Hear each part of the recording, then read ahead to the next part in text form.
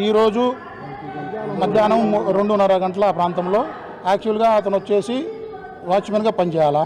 వాచ్మెన్గా పనిచేసే అతన్ని వాచ్మెన్గా పనిచేయించుకోవాలి. కానీ వాళ్ళు ఏం చేశారంటే ఇక్కడ నుండి ఈ సూపర్ కే అనేవాళ్ళు ఈ స్థలంలో నుండి ఇంకో స్థలంలోకి సూపర్ కే షిఫ్ట్ చేస్తున్నారు.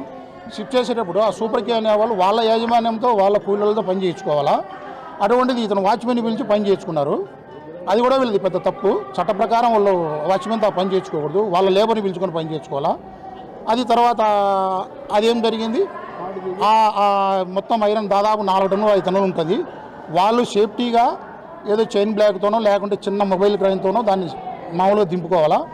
అటువంటి అంత పెద్ద ఉన్న ఐరన్ బాక్స్ అంతని ఆ మెటీరియల్ను షిఫ్ట్ చేయబోతూ తాడు కట్టి తాడు తెగిపోయి అతని మీద పడిపోయింది.